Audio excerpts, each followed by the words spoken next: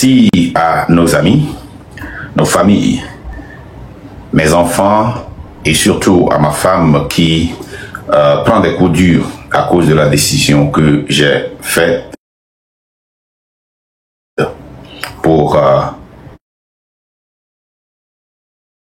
continuer cette lutte. Je sais que ce n'est pas facile. Continuez pas à prier pour nous. Elle traverse des périodes difficiles parce que les gens cherchent toujours à m'atteindre à travers ma famille, mais ils ne pourront pas. Voilà. Donc,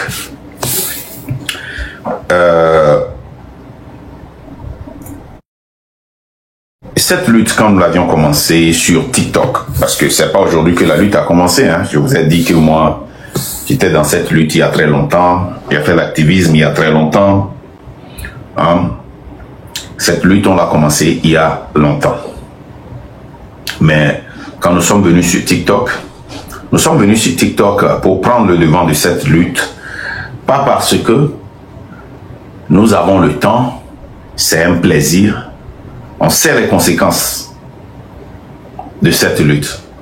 On sait que dès que nous allons décider d'exposer cette mafia dirigée par un cartel qui est la France-Afrique, nous savons les conséquences que nous allons endurer. Nous savons comment la France-Afrique est organisée et nous savons comment est-ce qu'ils vont nous attaquer. Donc ça, c'est pas nouveau pour nous. Nous savions très bien que cette France-Afrique est organisée et utilise nos propres frères et sœurs contre n'importe quelle lutte qui va faire partir un de leurs représentants, un de leurs leaders de la mafia. Et on sait là où ça va nous amener. Donc, nous ne sommes pas étonnés. Mais nous ne sommes pas venus dans cette lutte pour essayer. Pourquoi? Dans le passé, une seconde, hein.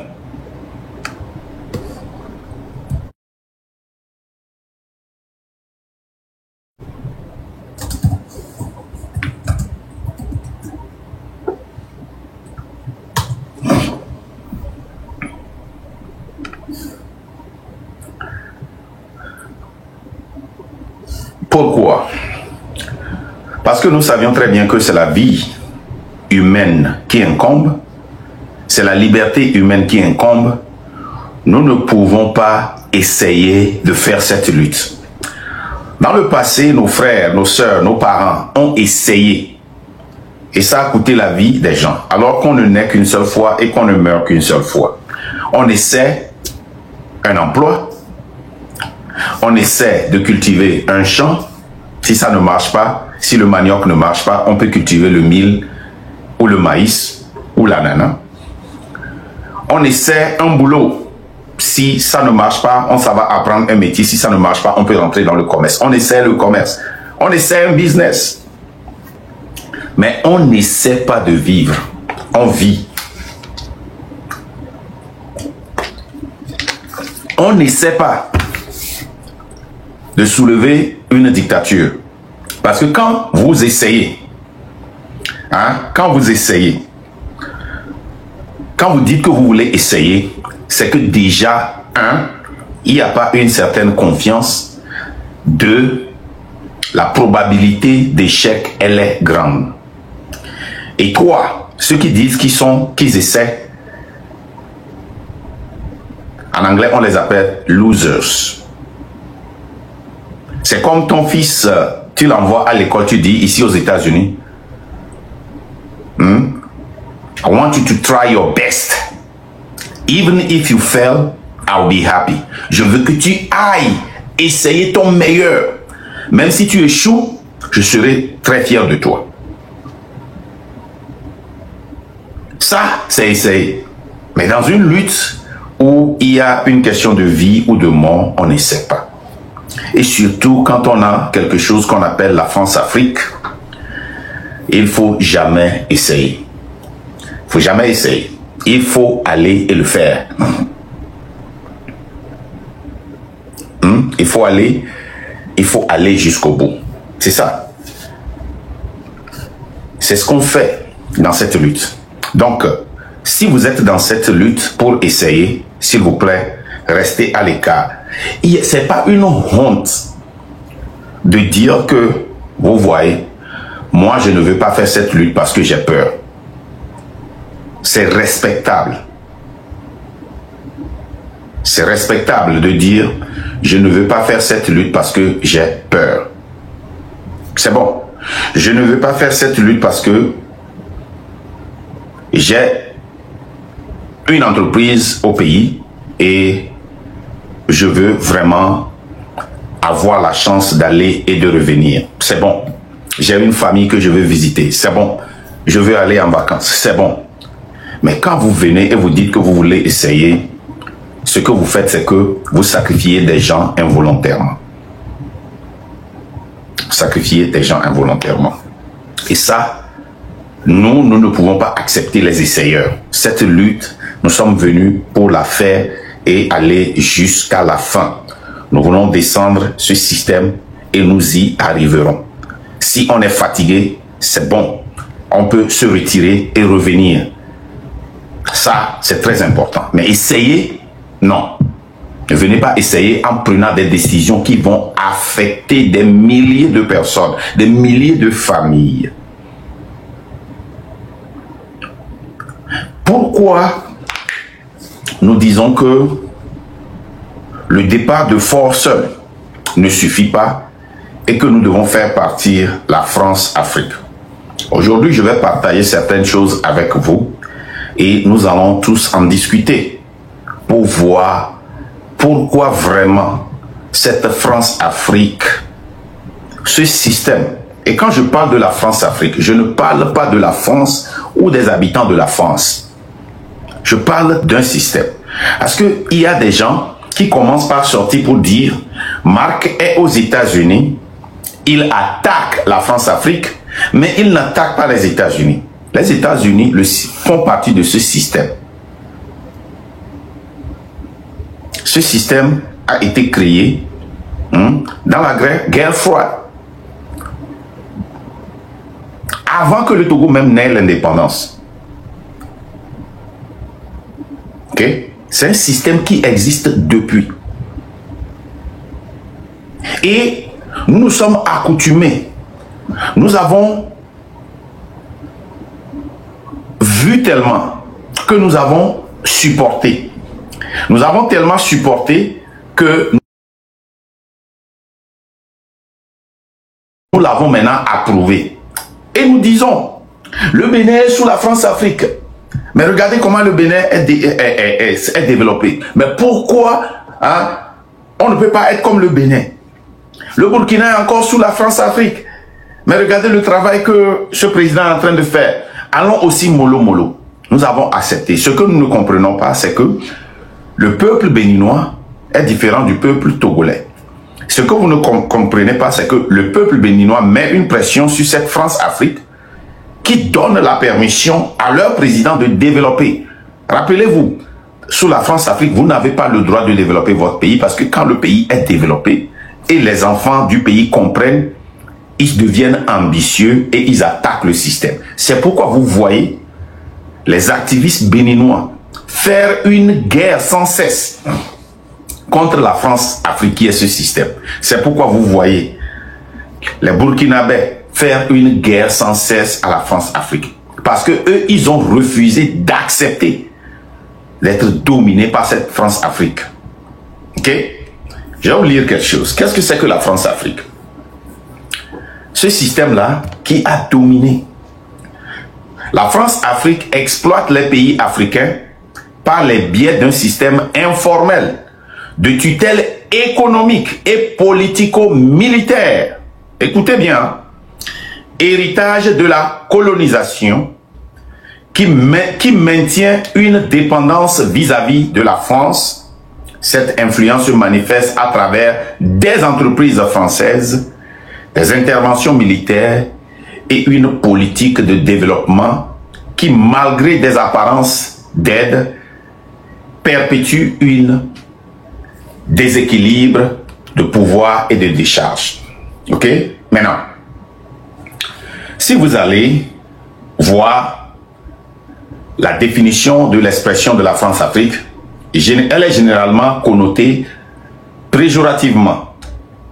L'expression France-Afrique, généralement connotée péjorativement, désigne une relation qualifiée de néocoloniale par ses détracteurs entre la France et d'anciennes colonies en Afrique. C'est pas seulement la France subsaharienne, sur des plans économiques, monétaires, diplomatiques ou militaires, consacré par son utilisation régulière par les grands médias comme Le Monde, La Libération, Les Échos, L'Express, etc., etc., etc.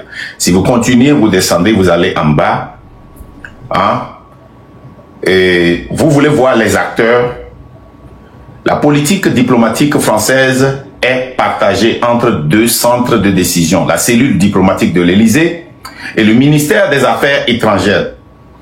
La cellule diplomatique de l'Élysée a longtemps disposé d'un pôle africain appelé cellule africaine qui fait office de précaré de la présidence. Vous voyez, si vous continuez, vous allez voir que il y a les États-Unis et après la guerre froide qui s'était aussi qui a soutenu cette France-Afrique pour empêcher que la Russie, la Chine et les autres puissances, pour qu'ils puissent aussi venir s'installer en Afrique et aussi, comment l'appelle-t-on? Je dois chercher cette partie-là, vous lire, parce que de la présentation gravite, où est-ce qu'on est? Coopération militaire.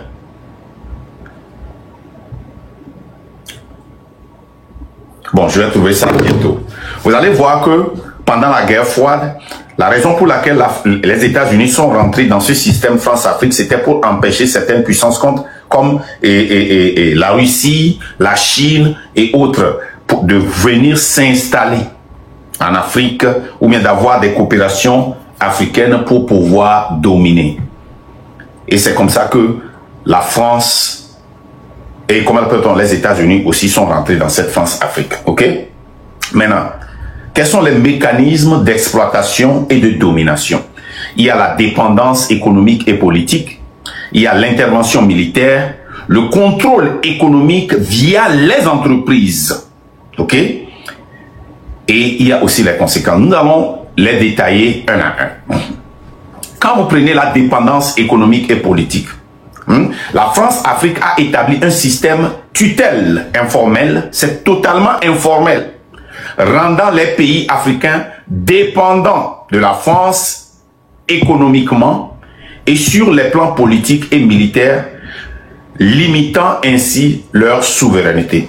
Et ceux qui attaquent la France n'ont pas tort, parce que si vous voulez faire quelque chose à travers les États-Unis dans un pays qui appartient à la France-Afrique, vous devez passer par où? Les Champs-Élysées.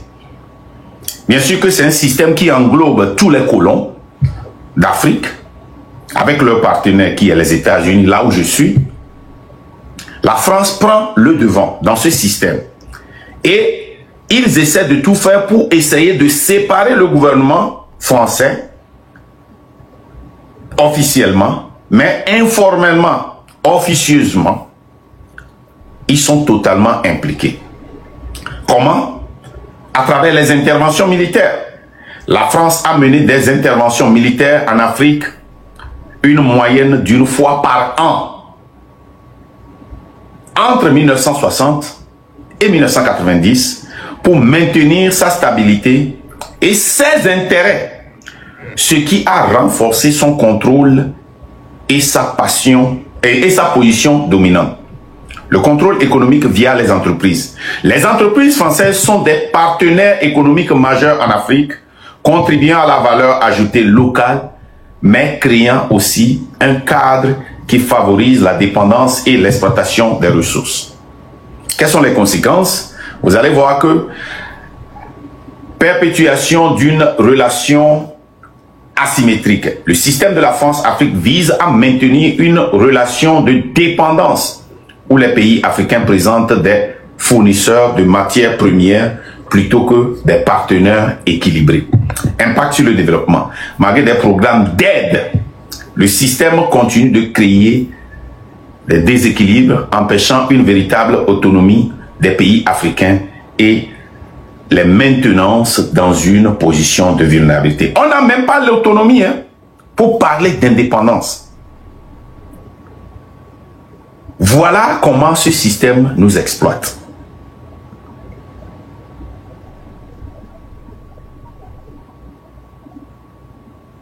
Vous ne pouvez pas, comment l'appelle-t-on, le frère Joseph Takeli l'avait dit sur l'une de nos panels, vous ne pouvez pas vous dissocier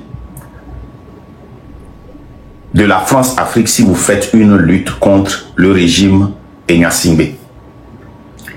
C'est comme, ça dit, ils sont comme ça. Vous ne pouvez pas enlever un sans enlever l'autre. Si vous coupez un, ça va reproduire. Vous allez avoir une autre branche qui va ressortir. C'est comme le bambou, la France-Afrique. C'est comme le baobab. Quand vous coupez le baobab, ça repousse. Quand vous coupez un bambou, ça recoupe. Quand vous coupez une bananier, ça repousse. C'est ça la France-Afrique. Il faut totalement l'arracher. Brûler les racines. Rapidement. Vous allez voir que les pays qui ont essayé de couper la tête, ça a toujours poussé. Prenez le cas de la Côte d'Ivoire. La Côte d'Ivoire a essayé de couper. Regardez, est-ce que vous avez vu le procureur de la Côte d'Ivoire la dernière fois? Ça ne se passe pas dans un pays libre, indépendant. Un pays qui est dirigé par le peuple, pour le peuple. Un pays dirigé par le peuple, pour le peuple. Ça ne se passe pas. Où le procureur menace publiquement ceux qui font des commentaires sous des posts. Publiquement. Ça s'appelle la liberté d'expression. Ça veut dire que maintenant, si tu es en Côte d'Ivoire et que tu es sur les réseaux sociaux, tu es dans une prison virtuelle. Et que si tu veux même aller écrire quelque chose, tu dois revoir ça 1000 fois. Et quand tu tapes envoyer, tu dors et tu respires. Tu te poses la question, est-ce qu'on va venir te chercher? Quand tu fais une vidéo et que tu postes, tu vois quelque chose qui ne va pas et tu critiques, tu as des problèmes. Tu as des problèmes. C'est ça. C'est ça. Et il n'y a pas de liberté d'expression. On utilise ceux qui sont. Je vais vous lire quelque chose. Attendez, je vais voir. Où est ça? Voilà, ça là. Je vais vous lire quelque chose. Où ça?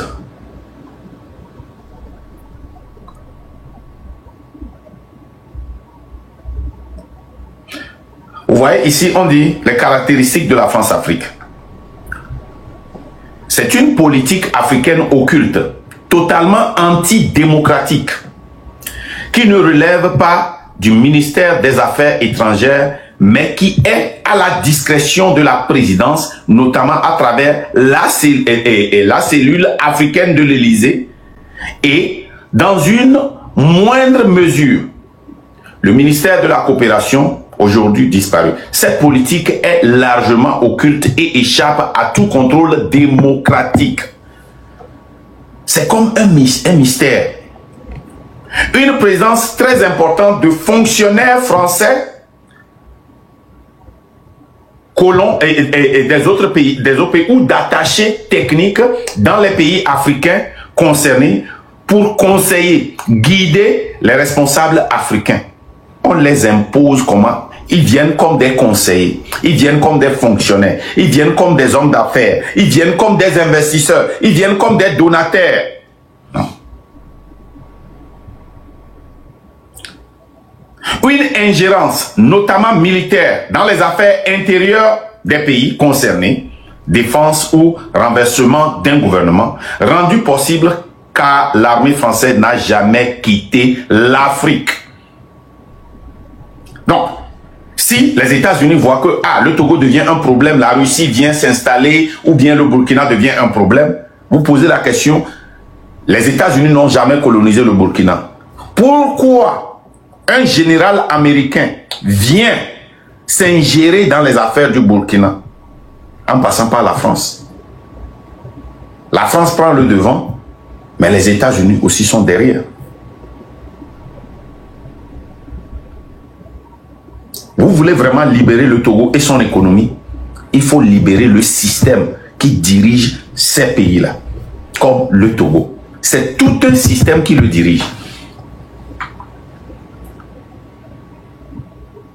C'est tout un système. Quand vous allez à Lomé, vous allez voir des bureaux avec des officiers français. Ils viennent en tant que techniciens, conseillers.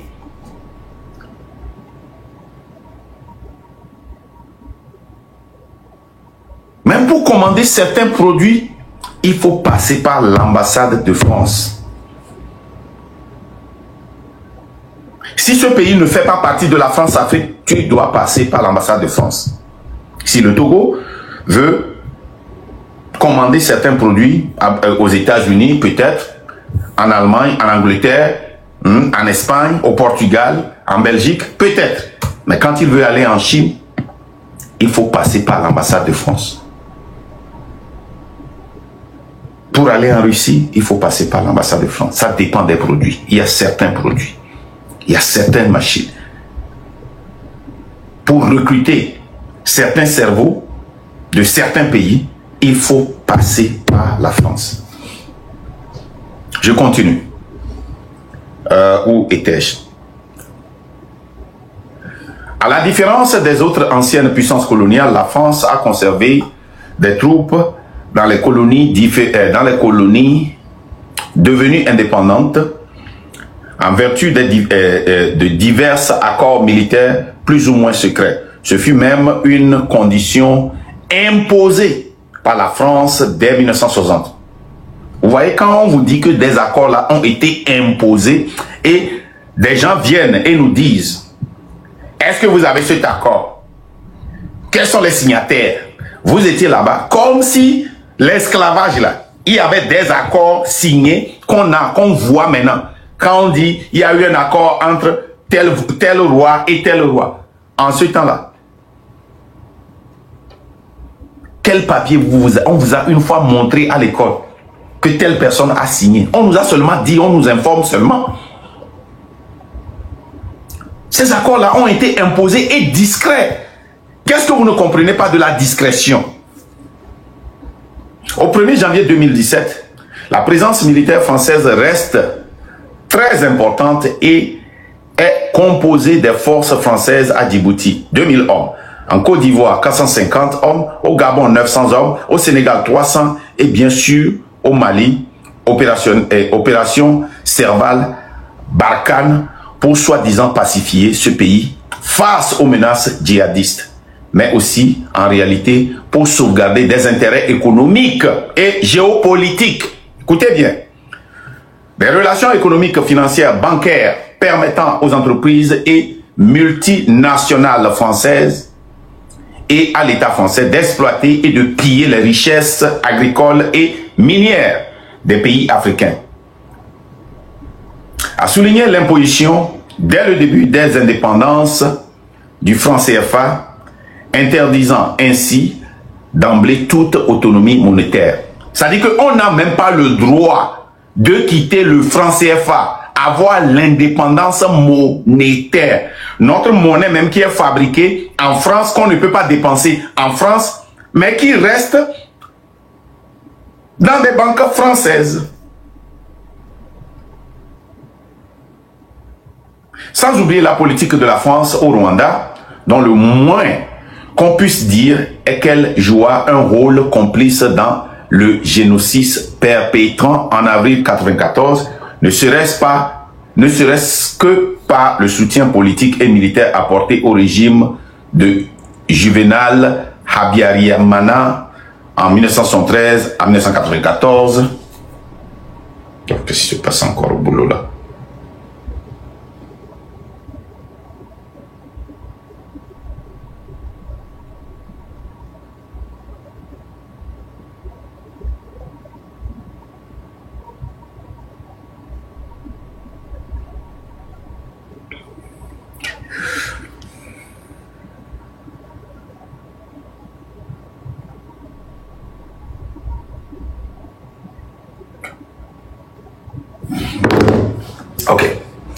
ok?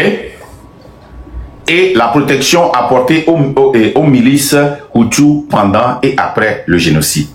Même les génocides qui se passent en Afrique, les guerres sans cesse, les attaques des djihadistes, des terroristes, posez-vous la question. L'année passée, on vous a dit la munition que le Togo a et peut effacer les terroristes en 15 minutes.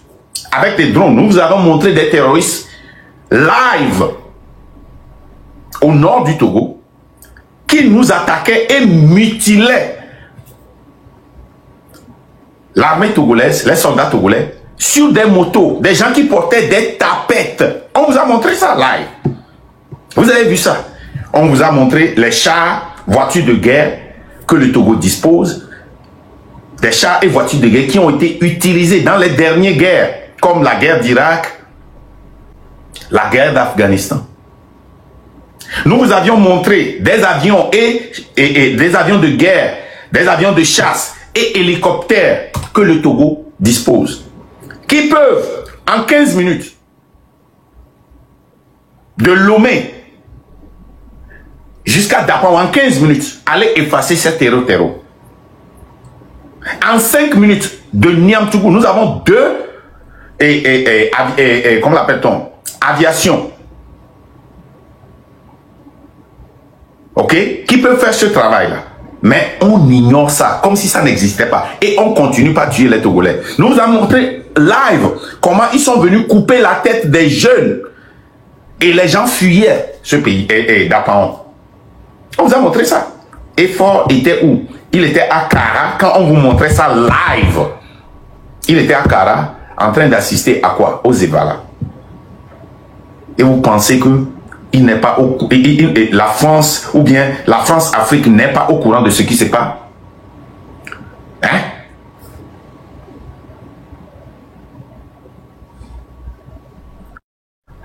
Vous pensez que la France n'est pas au courant de ce qui se passe? Vous pensez que la France-Afrique n'est pas au courant? Et que s'ils veulent aller les effacer au Togo, au nord, les soldats qui font face à ces terreaux avec des armes sans balles. Il y a eu des attaques et on a appelé des officiers qui n'étaient pas en garde, live, qui ne savaient pas qu'il y avait quelque chose. C'est nous qui leur avons informé live ici. Vous voulez parler de cela? Vous voulez parler de cela? Comment est-ce que nous pouvons développer notre pays quand un pays comme la France ne permet pas, hein, la France, les États-Unis, l'Allemagne, tous ces pays-là ne permettent pas que les pays d'Afrique soient développés? Parce que s'ils sont développés, s'ils ont les enfants mangent bien, ils seront tellement intelligents qu'ils vont commencer par se poser des questions. Et quand on pose des questions, il y a des révoltes. C'est ça le grand problème. On ne peut pas développer le Togo. On ne parle même pas d'indépendance, hein, d'autonomie. On dit que nous n'avons même pas la chance d'avoir de l'autonomie sous cette France-Afrique. Ils créent des guerres, ils créent des terreaux et ils viennent s'installer. Regardez les 3 pays de l'AES là qui ont poussé, qui ont fait la guerre à ces pays-là en renvoyant ceux qui prétendaient les aider. Regardez comment ces pays-là commencent par se développer pour la première fois dans l'histoire de l'Afrique de l'Ouest. Au moins, ils peuvent parler d'autonomie. Ils ne sont pas encore indépendants, mais ils peuvent parler d'autonomie. Mais si vous ne voulez pas faire la guerre à la France, Afrique, je continue pas à dire la France, à la France-Afrique, excusez-moi si je dis la France, comprenez la France-Afrique, parce que moi je ne fais pas la guerre à la France, je fais la guerre à un système. Si vous ne voulez pas faire partie de ce système, ça veut dire que vous acceptez, ça veut dire que vous donnez raison à Robert Doucet qui va à l'ONU pour dire que tout va au Togo. Et moi je suis d'accord avec Robert Doucet que tout va bien parce que dans un pays où tout va bien, à 21h15, on peut envoyer 50 gendarmes militaires pour arrêter une personne sous l'ordre des retraités. Tout va bien au Togo. Tout va bien au Togo, où en juin seulement, il y a eu 8 morts, des cadavres qui sont jetés dans la lagune. Le président de la République ne dit rien. Il ne sort même pas pour dire condoléances aux familles éplorées. Ils sortent pour aller sur des chaînes pour dire que non, ça ne s'est pas passé dans ce même pays. Je suis d'accord avec Doucet que le Togo va bien parce que l'année passée seulement, il y a eu des riz pourris qui ont été jetés au dépotoir et tout un quartier s'était acharné pour en prendre. C'est bon, ça va bien. Si vous ne voulez pas faire la guerre à ce système, écoutez, je suis d'accord avec Robert Doucet que quand les femmes accouchent à main le sol, qu'on voit dans une vidéo, quand en 2023, le rapport qui est sorti, 2023, sur 3000 césariennes, moins de 20 ont été faites par des gynécologues et le reste a été fait par des sages-femmes. Ça va bien au Togo.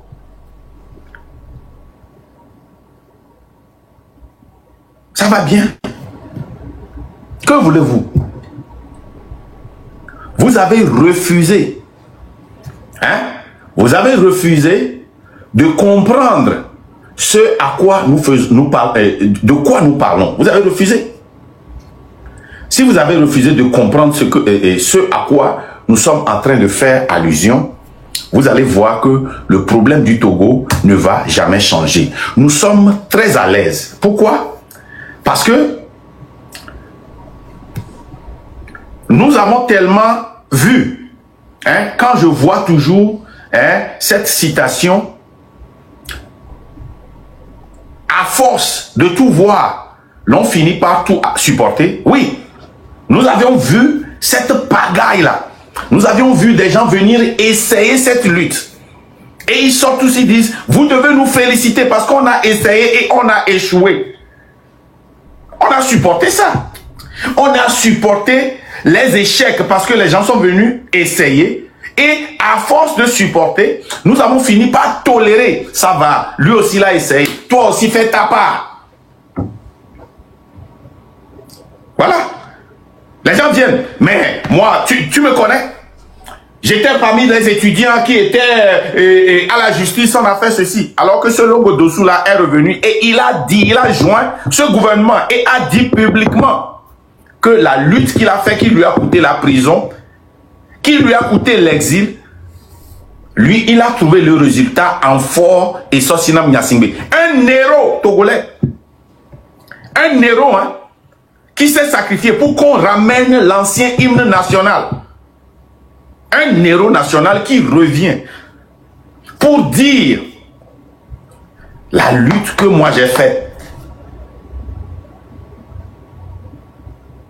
J'ai trouvé ça en Fort. J'ai trouvé le résultat en Fort et Sosimna Miasingbe. Nous avons tellement supporté que nous avons toléré ça. Nous avons toléré les gens qui sont venus. Oh, vous vient là des Milo. On nous a dit d'attendre. On va nous prendre la victoire. On a attendu. Pourquoi? Non seulement parce qu'on a toléré, on a tellement toléré que finalement, on a accepté ce résultat. C'est bon. On a accepté. On nous a tellement triché dans les élections que le peuple l'a accepté. Oh, ils vont nous tricher. Voilà. Mais on va aller quand même. Si on n'y va pas, ils vont tout prendre. On a accepté ça. Tellement que, même si c'est fraglant, on peut voir ça. On peut voir des militaires fuir avec des urnes. On est incapable de sortir et de réclamer cette victoire comme les Ivoiriens l'ont fait pour Gbagbo. Et maintenant, non seulement on a accepté, maintenant on approuve. Quand on va faire un dossier, c'est nous-mêmes qui mettons les 500 francs, les 1000 francs sur le dossier pour donner, même si on ne demande pas. Quand on traverse, quand on conduit sur la route et qu'il y a un policier, c'est nous-mêmes qui... Le policier ne demande même pas avant qu'on le salue avec l'argent. On a accepté cette corruption. On a accepté ça. On a accepté ça. Maintenant, on approuve. Quand ton fils va pour faire des dossiers ou bien quand quelqu'un t'appelle et dit « Hey, nous voulons faire ceci, nous voulons ouvrir cette entreprise. » Dans la facture, on met « Hey, tu sais que les gens vont manger, non? Il faut mettre 200 000 sur ça parce que je vais donner ceci à cette personne. On a accepté. Maintenant, tout ce qu'on fait en tant que Togolais, On ne fait qu'essayer. On ne fait qu'essayer. Hein. On n'y va plus. On ne croit même plus. On va essayer, on va voir ce que ça va donner. Hein? Eux aussi, ils ont fait leur part. Il faut les accepter comme ça. Il faut les applaudir. On applaudit maintenant l'échec. On a accepté. Écoutez bien, à force de voir, de tout voir, on a tout vu. Qu'est-ce qu'on n'a pas vu à Lomé? Quelle corruption on n'a pas vu? Et quand on voit pour la première fois, hein, ça dit, et où on a faim, on se fâche, on crie, on parle. Mais pourquoi? Après, on supporte. Hein? Quand on supporte, c'est là qu'on commence par demander pardon. Ok, ok, vraiment, il faut que je sois libre. Hein. Ils m'ont arrêté, je ne peux plus le faire, je vais supporter. Dans ce pays-là, si tu ne veux pas supporter, donc quitte le pays. Si tu veux rester ici, il faut supporter. Et à force de supporter, maintenant on tolère. Quand on arrête quelqu'un, c'est nous-mêmes qui venons dire, Tchalé, va demander pardon, non? On n'insulte pas les autorités. Hein? On ne parle pas de son père comme ça. Force est notre père. Alors qu'il travaille pour nous. Maintenant, on l'a pris comme un père. Ce petit-là, on le prend maintenant comme notre papa. Les vieux, même, ça baisse. C'est-à-dire, on a toléré. Maintenant, on accepte. Hein? On nomme quelqu'un ministre. Écoutez, c'est un ministre. On ne parle pas à un ministre comme ça. On ne critique pas un ministre comme ça. Alors que, avant-hier seulement, le vendredi passé, Nicolas Sarkozy, 5 ans de prison. C'est pas fini. Hein. Il y a encore 6 chefs d'accusation. Il va peut-être finir par faire 30 ans ou bien 40 ans en prison. Il va peut-être mourir en prison. Un président de la République, un puissant. Le peuple l'a mis en prison. Le peuple. L'année passée, c'était 2 présidents qu'on a mis le bracelet. Et ils étaient... Hein, ils ne devaient pas aller nulle part sans que le procureur ne sache. Soit que le peuple ne sache. Maintenant, il dort actuellement en prison, 5 ans ferme. Mais nous, on tolère. Chez nous en France, chez nous aux États-Unis, faux usage de faux, hein, un maire, hein, à Chicago là-bas, un président, et je dis un président, un gouverneur, quand Barack Obama a décidé d'aller aux élections présidentielles, selon la loi à Illinois, il doit démissionner son poste avant d'aller aux élections. Maintenant, le poste de gouverneur, c'est lui qui doit nommer.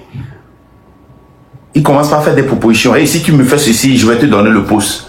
Il n'a même pas fait ça. Hein. Ça lui a coûté la prison. C'est Donald Trump qui est venu le gracier. Il a fait prison ferme. Mais nous, à force de supporter, on a fini par tolérer. Hein? Un président du campus condamné par le CAMES pour avoir aidé des gens, avoir créé un réseau de distribution de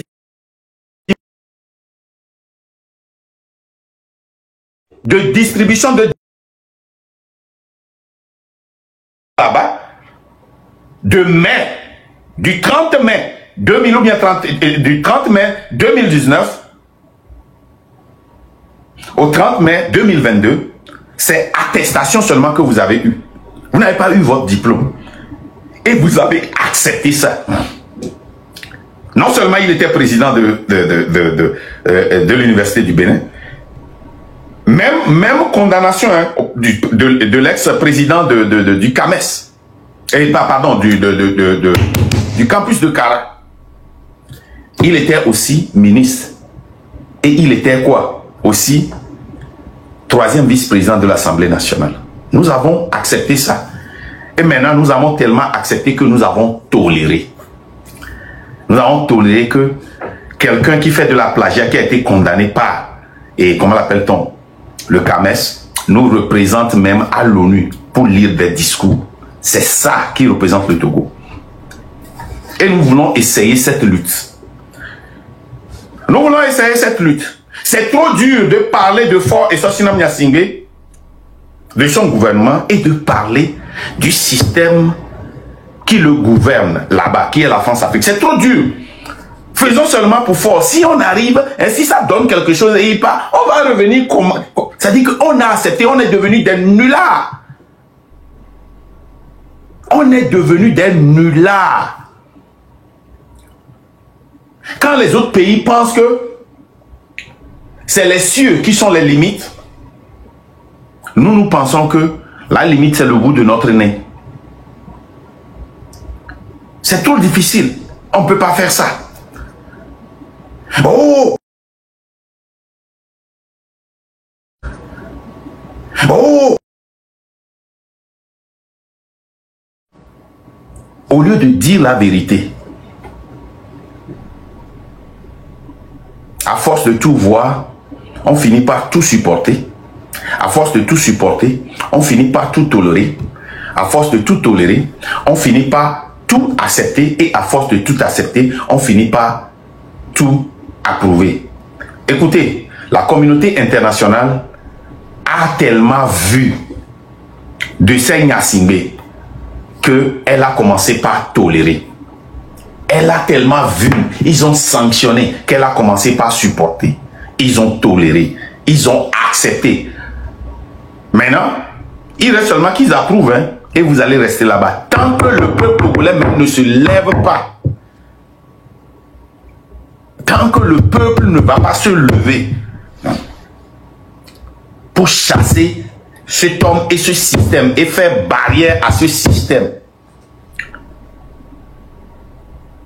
on n'allait rien, il n'y aura jamais de changement. Moi, je vous le dis, hein, tant que le peuple ne va pas se lever, Mackenda ne peut jamais vous gagner cette lutte. Le M66 ne peut jamais vous gagner cette lutte. Mais nous sommes là, notre devoir, c'est de protéger l'intégrité de cette lutte en vous disant la vérité. L'intégrité de cette lutte en vous ouvrant les yeux. L'intégrité de cette lutte en vous disant les enjeux de cette lutte.